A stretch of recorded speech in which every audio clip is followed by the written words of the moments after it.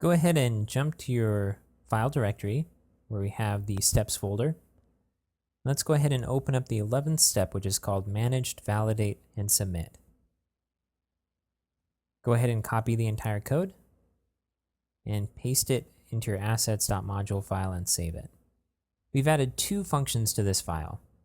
The first is our validation function called assets managed file form validate, and then our submit function, which is assets managed file form submit.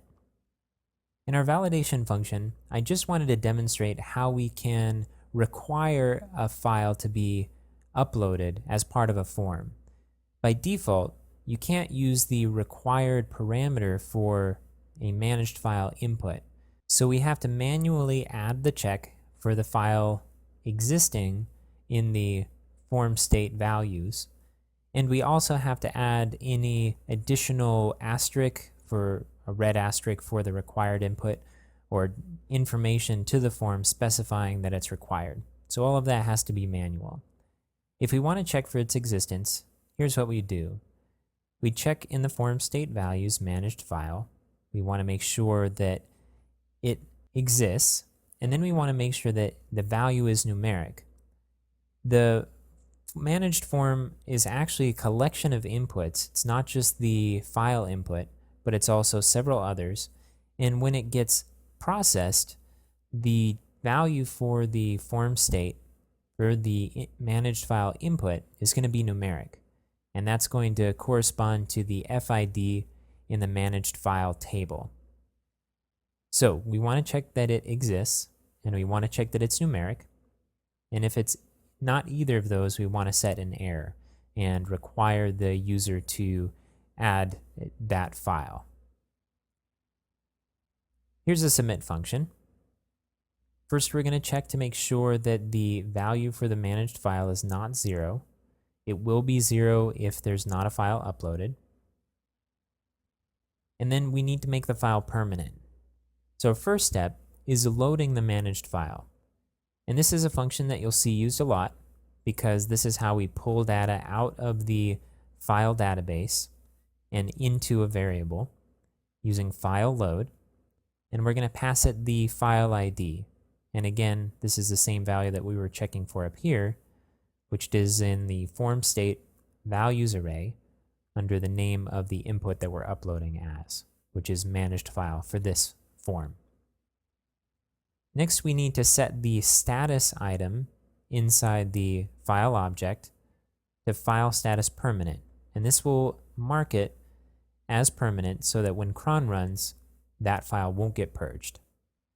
And then finally, we need to save that file, the changes that were made to it, using the file save function. Okay, this takes care of changing that status column in the file managed table. Our next step is to mark a usage token for it. So this is how we add that. We use the file usage add function. We pass it as the first parameter, the file input. The second parameter is the name of the module that's registering the token.